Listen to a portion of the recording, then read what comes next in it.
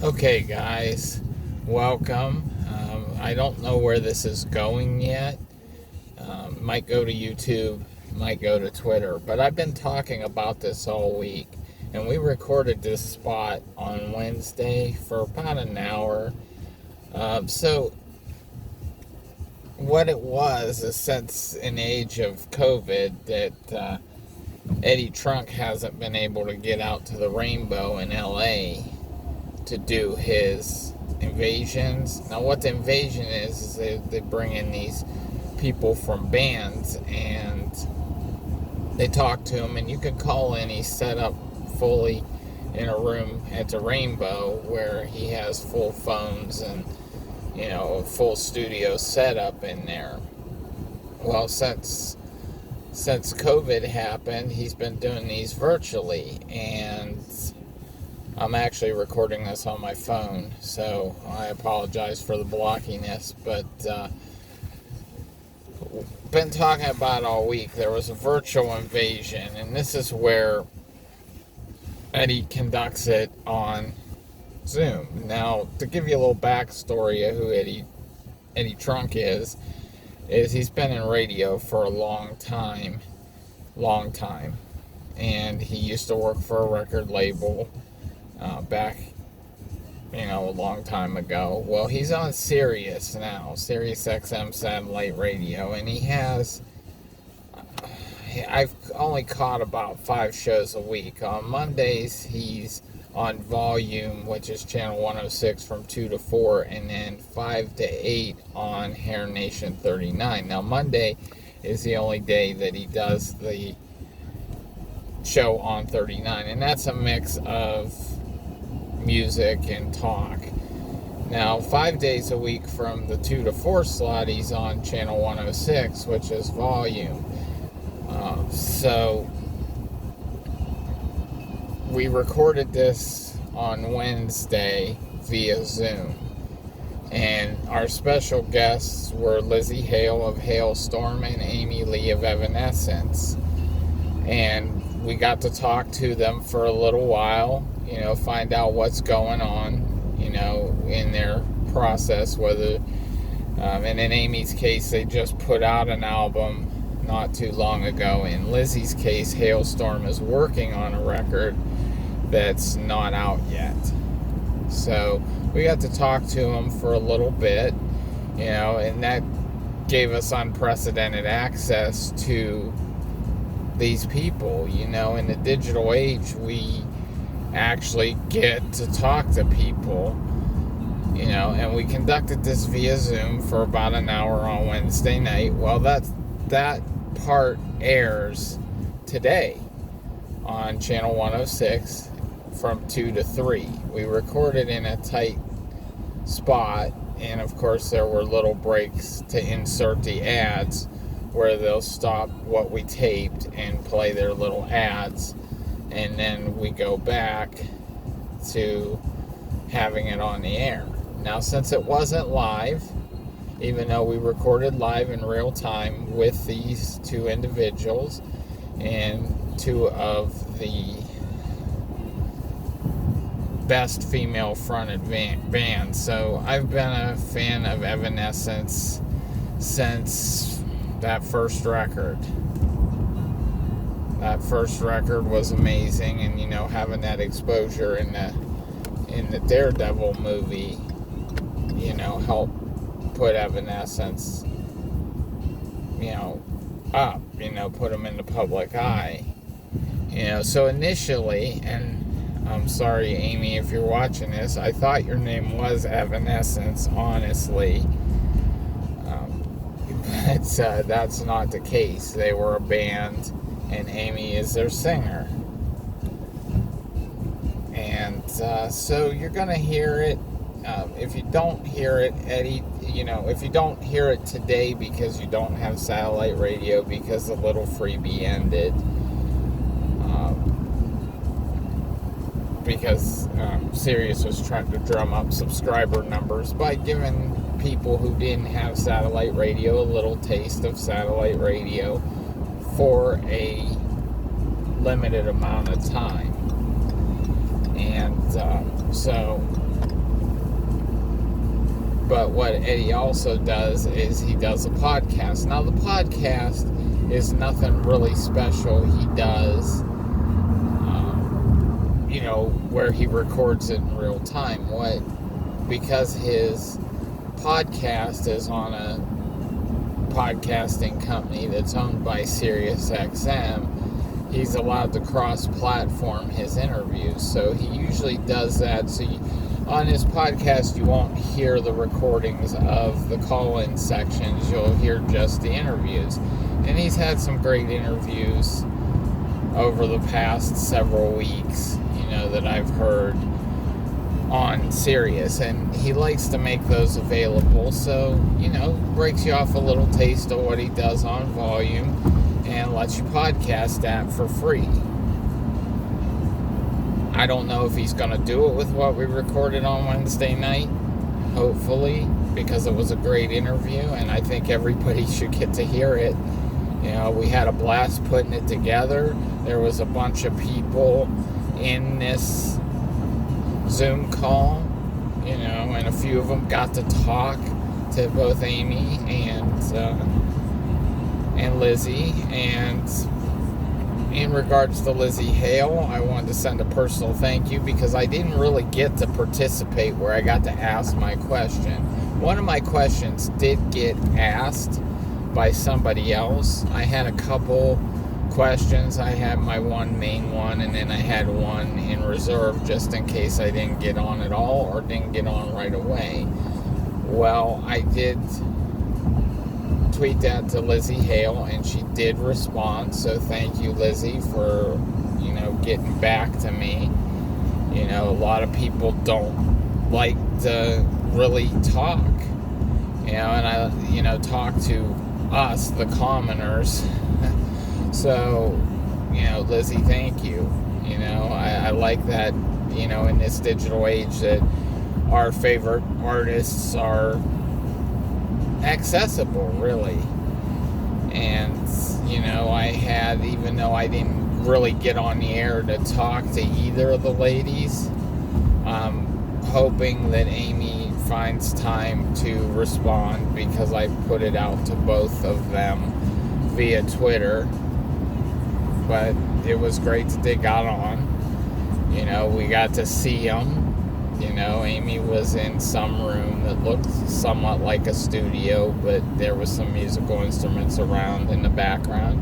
And Lizzie was in her car because she couldn't get good signal in her house, and she was on her phone in her car. But it was great that they were able to get on and talk to us for a little bit. That since this was the first one that I actually, because it was really by invite only. So basically you could send an email, or there was a web form that they set up that you can put, basically sign up to potentially be selected to participate in this thing. So my jaw practically hit the floor when I got an email from Mike Barron at SiriusXM saying that I was chosen to participate in this virtual invasion. So my main operating system that I run is Windows 7. Yeah, I know it's outdated, but I also have Windows 10 that is set up to run from a thumb drive. So it runs right from a thumb drive on my computer. So I had Zoom set up on my Windows 7, but I really didn't want to screw around with it because I have a few TSRs that I use. For those are terminate but stay resident. They're kind of hog memory, and they're basic things that I use. So I didn't have Zoom in my Windows 10 on my Windows 10 thumb drive, so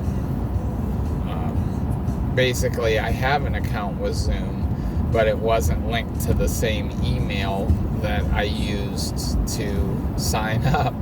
So I signed up for another account through Zoom with that email because I figure, oh, well, they might not let me in if they don't see it's the same email that they emailed me at. So I have a second account. I set that up on Windows 10. And so I was able to get in.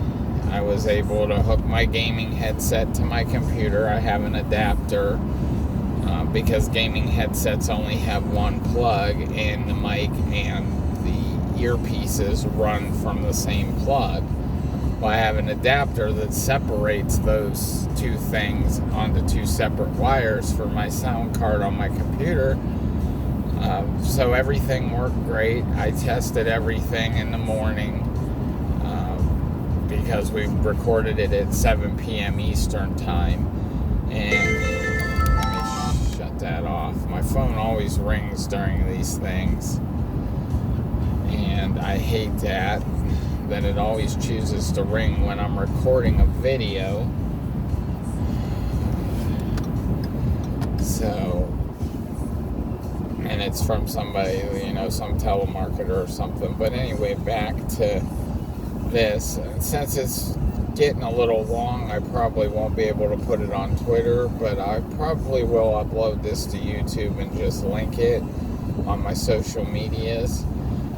But I did want to talk about the virtual invasion and, even though I didn't get to participate really, it was nice to hear the interview before you all get to hear it, and for the lucky several people that were chosen to take part of this thing, because basically he only let a few people on to ask their question, but there was a chat window where we kind of all conversed with each other and with the host. And I think Amy and Lizzie were able to see the chat. I don't think Lizzie was, because she was on her phone, and phones like this phone that I'm recording this on have very limited, screen real estate to really give up, And basically the screen on the call was split into 4 sections, and Joel, which is Eddie's producer, was logged in, and he put a nice little graphic that they made. Instead of his camera, he was sharing this graphic that they made. And then Eddie was to the right of that, and then under the graphic was where Amy sat. And then next to her was Lizzie in her car, because that's the only place she had to go on cellular, because during her tests on her Wi-Fi, it wasn't cutting it. Thankfully, my Wi-Fi did cut it in order to be able to get on, because that's one place. When I first moved into my apartment, I only ran a 50-foot section of wire to my entertainment stand. It was for my original Xbox. Now that cable is actually hooked up to my Xbox One X, and so there's no hub over there. So I have a wireless adapter because I have a few things networked near my computer, my DMR hotspot, the computer all networked through a hub to the wireless adapter, so everything's still running wirelessly, even though the computer and my amateur radio hotspot are on cables. They link back to a wireless adapter, which is actually, honestly, what it is it's a DirecTV cinema connection kit, a wireless cinema connection kit. Well, what you could do with these things is you can actually get into them. Basically, they're designed to be set up via the receiver. The receiver can get into it. You can set your parameters. It's if you have a receiver that's in a place where, like, it's not a Genie receiver. Like the newer models of DirecTV receivers have Wi-Fi built into them, but the older ones do not. So this was a way to basically get a cable to a DirecTV receiver and it bridged it wirelessly to your router. But what I did with it is I repurposed it because I didn't have a receiver at the time. My dad gave me one that they didn't want to recover when he canceled. So I took the receiver. What I was going to do with it initially is because I worked for a company that did work for, DirecTV, and I had the streaming account because I rent, obviously, and I can't put up a dish. Well, at least I used to couldn't be able to. And what I was going to do is I was going to put it on my Wi-Fi so I could stream all my channels. As you can see, I'm wearing it's an AT&T shirt. I got over the years, and I worked there 7 years for that company, and we would get shirts. I have NFL Sunday Ticket shirts, and I have this one because when AT&T first come over to DirecTV, when they first bought DirecTV, the guy that headed it up was a guy named Anthony Tuggle at AT&T, and he kind of oversaw all of the DirecTV operations, including companies that they outsource DirecTV work to. And this is a thing that Anthony Tuggle started called Tuggle Nation, and you can see the AT&T logo right there. And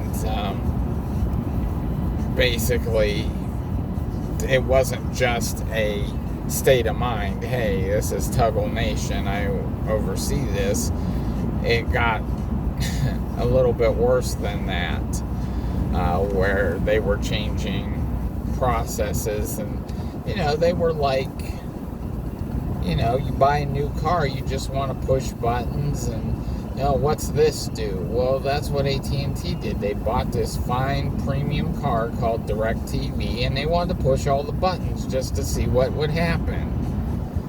Well, I got to tell you, the wheels are falling off of that fine performance premium car, and DirecTV's a joke in the marketplace, and AT&T don't care about it anymore. So it's basically dying. And in this generation of 2021, where everybody has an internet connection, I have Spectrum cable. I also have their internet, but I don't even look at the cable TV hardly. I pay for it. My girlfriend looks at it more than I do.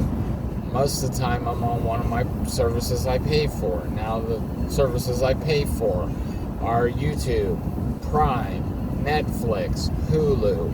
I also have some other services that are free, like Pluto and Tubi and Crackle, and I got so many of these things I can't keep track of them. But I think I'm canceling Prime because my biggest, and hopefully Amazon sees this, and Jeff Bezos, I realize the whole allure of Prime is to get things shipped fast and free. And it's great. But if you're going to roll out this video service, you want to make sure it's on point if it's going to be an added benefit. Now back to the virtual invasion that I was trying to do prep for. I was playing some videos by Hailstorm and Evanescence both, and I got to talking to my girlfriend about how this big Marvel movie that wasn't really honestly that great kind of gave Evanescence exposure to their music because they had 2 songs on the soundtrack, and she had never seen Daredevil. So I'm trying to nail down one of my premium services by asking Google, hey Google, where is Daredevil streamed at? Who has it? What service has it?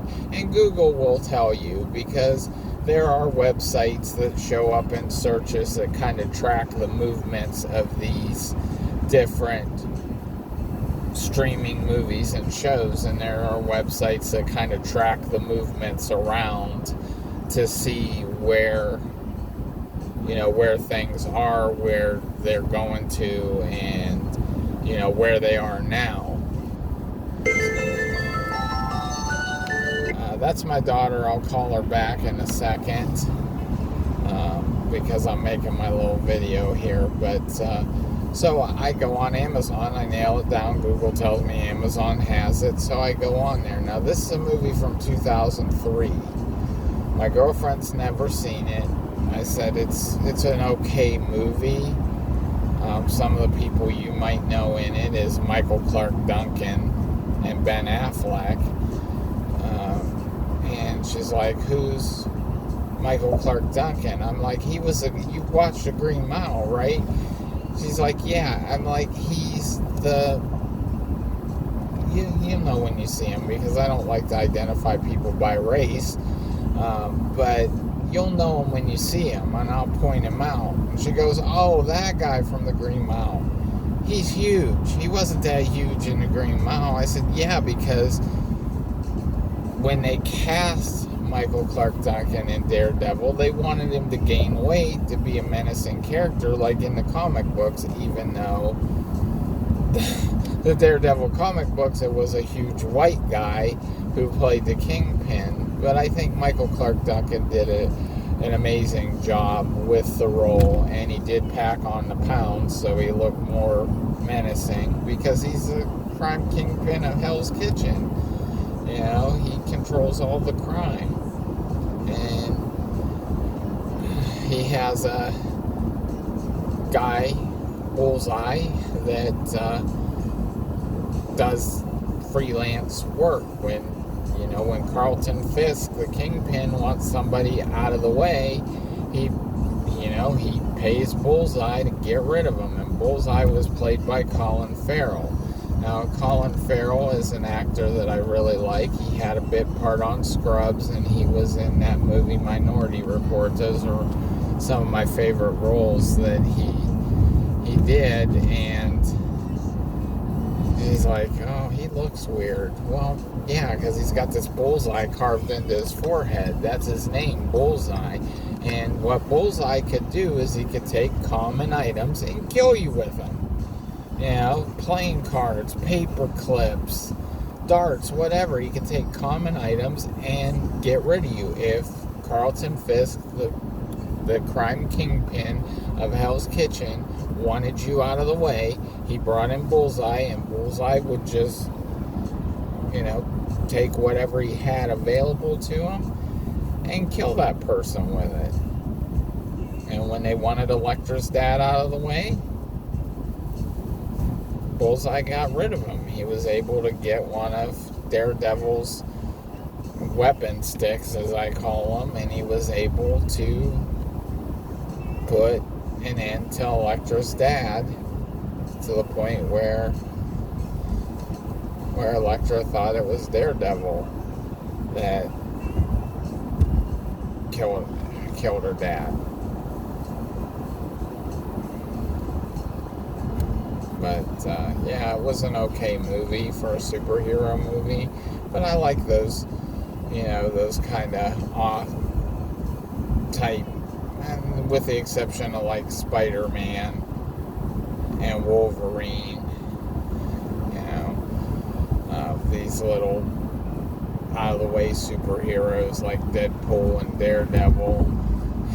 I like those kind of movies. But anyway, back to the virtual invasion. Get yourself some satellite radio in your life today. Do it today. And at 2 p.m. Eastern, 11 Pacific, and adjust. If you're in Chicago, that's 1 p.m. If you're in Colorado, that's noon. And if you're in California, that's 11. And get yourself some satellite radio. Call Sirius right now. They're offering special deals, and I don't get paid by Sirius to say this stuff. I actually pay for my subscription, regular price. No promos. But you can get a promo right now. They always have great offers for new subscribers, and get that thing cut on. And if you're in your house and you don't have a satellite radio, but you have, say, an Xbox, a PlayStation, a Chromecast, some type of Blu-ray player that you could get the app on, you can listen to it in your house. In fact, that day I recorded the virtual invasion. I listened to the show 2 to 4 on my Xbox. I just streamed it. And I'll probably stream the virtual invasion today. Even though I was on the call, love to hear it again. Love to, because I heard it from a production standpoint because, every time they said, well, I got to take a break, we'll be right back. And you can hear Joel chime in. Okay, let's go with the rejoin. 3, 2, 1. And then he'd play the sweeper, and then Eddie would jump back in. And we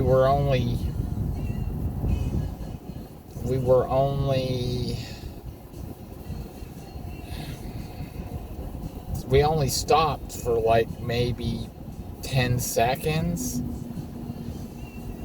and then we were right back on again.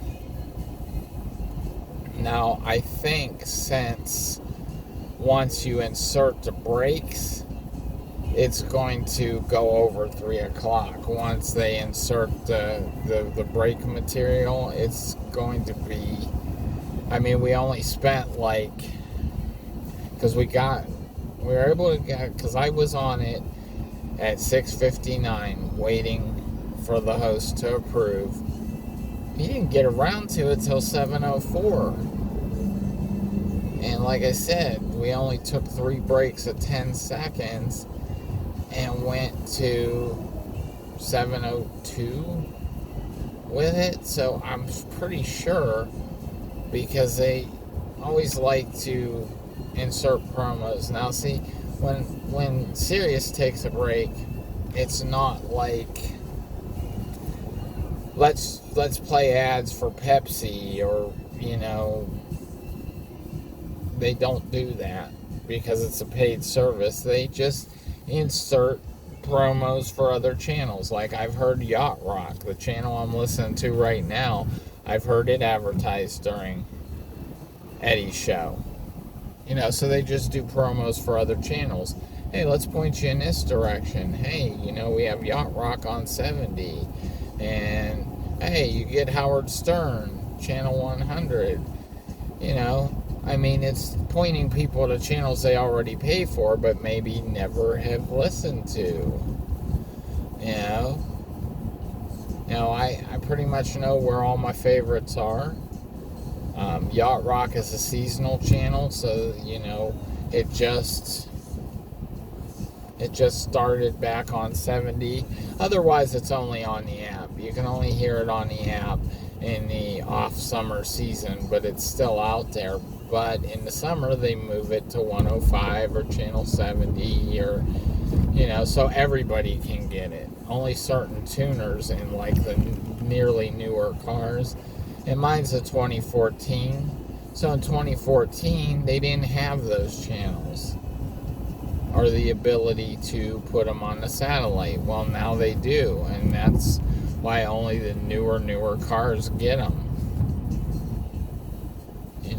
Their tuners go up that high. Mine goes to 185, and that's where it stops. But there's so many channels above that, and if your radio don't get them, you can only get them on the app. So there's that. But anyway, virtual invasion today, 2 p.m. Sirius XM channel 106. Again, our special guests were because we recorded this thing 2 days ago, were Amy Lee of Evanescence and Lizzie Hale of Hailstorm. Tune in at 2. You get to hear what we did 2 days ago, which was great. I thoroughly enjoyed myself, even though I really didn't get to participate, because Eddie had the buttons, and Eddie can only let would only let one additional person in, which would put a window underneath everything. And got to hear some great questions, got to hear the ladies talk about what they're doing, and I'll tell you, it was a blast. But I'll be honest with you, because I had to get this our refrigerator that our last landlord got us because up until last year, landlords was responsible for the stove and fridge. But when the new landlord come in, I signed a new lease, made me responsible for the stove and refrigerator. Well, refrigerator stopped working over the weekend, so we couldn't keep, perishables in there. So we would just keep, the freezer, it could still freeze, but if you were making ice, maybe 2 days later you'd have half a cube and some water in the bottom 2 days later. So my girlfriend hooked us up with a new refrigerator, a General Electric, and it keeps things cold, and it cost her a fortune.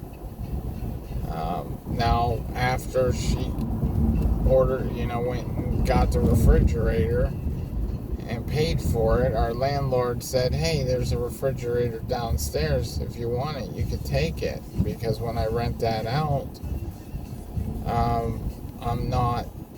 that's not going to come with a refrigerator. Every apartment from now on is going to have to provide their own appliances.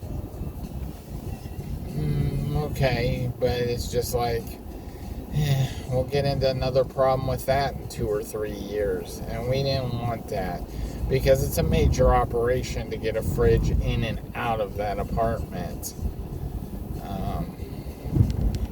When the delivery people came, it took them literally, honestly, 2 hours to get the new one put in there.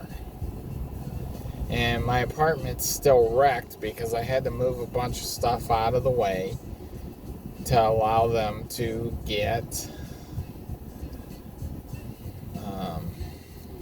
the new refrigerator in. So the apartment's still pretty much somewhat destroyed.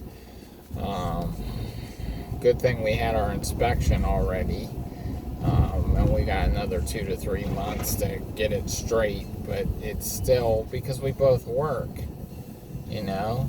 I took a day off because I'm self-employed, so I took a day off Wednesday because Monday I was coming back from Ravenna, and I'm in my car now, but I gotta be very careful with it because my shocks have now failed, and now, as you can tell, the car is bouncy, and I can't get it in till Monday, but I still gotta make the money this weekend to pay for the labor. The shocks are warranted, so I'm gonna get those for free, but I still have to pay the labor to get them put on.